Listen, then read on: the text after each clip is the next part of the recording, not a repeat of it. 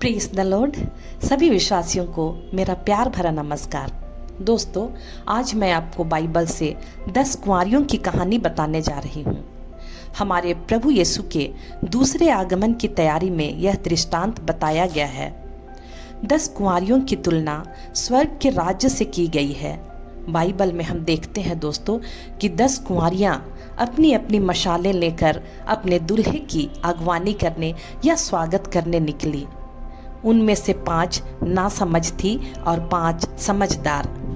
नासमझ अपनी मसाल के साथ तेल नहीं लाई, पर समझदार अपनी मसाल के साथ साथ कुप्पियों में तेल भी लाई, जिससे मसाले जलती रहें, बुझने ना पाए।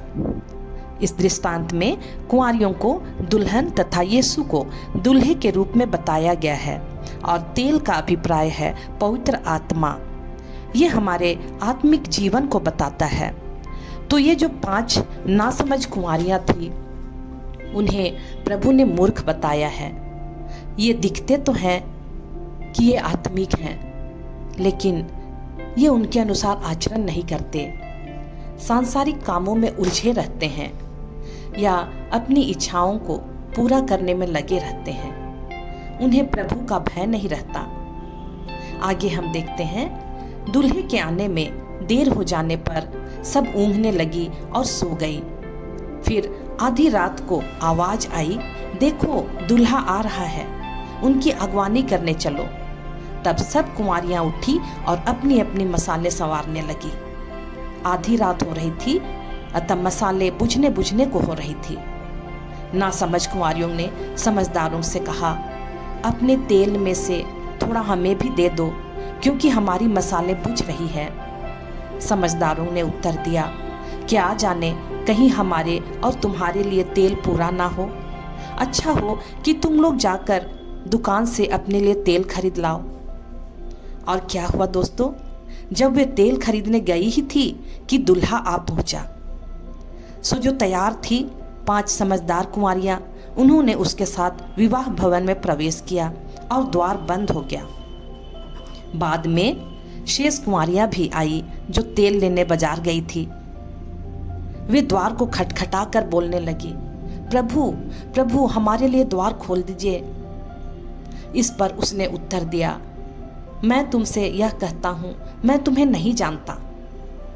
दोस्तों, ये 10 कुंवारियां समस्त विश्वासियों का प्रतीक है। मसाले आत्मिकता को दर्शाता है और तेल पवित्र आत्मा को। हम नहीं जानते कि यीशु कब आएगा, इसलिए हमें हमेशा सतर्क रहना होगा, हमें जागते रहना होगा। हमें यदि 5 समझदार कुंवारियों की तरह बनना है, तो हमारे जीवन रूपी मसाल को पवित्र आत्मा के तेल से भरा रहना चाहिए। तेल का कम होना, मसालों का बुझना, ये सभी निराशा, हताशा और बुझा हुआ जीवन को बताता है। तो हमें आत्मा को जयवंत रखना होगा। यदि हम अपने को प्रभु के आगमन के लिए तैयार रखना चाहते हैं और स्वर्ग पाना चाहते हैं, तो हमें निरंतर परमेश्वर के कामों को करने का प्रयत्न करना चाहिए। इसके लिए हमें परमेश्वर के लोगों की संगति में रहना चाहिए, प्रार्थना करनी चाहिए और ईश्वर की आराधना स्तुति करनी चाहिए। जैसा कि रोमियो 12:11 में कहा गया है, प्रयत्न करने में आलसी ना बनो, आत्मिक उन्माद से भरे रहो, प्रभु की सेवा करते रहो। आशा करती हूँ दोस्तों, यह छोटी सी कहानी आपको अच्छी लगी होगी। प्रभु आपकी अगुवाई करे और अपनी महिमा के लिए इस्तेमाल करे तथा पवित्र आत्मा के फलों से भर दे। धन्यवाद। Praise the Lord.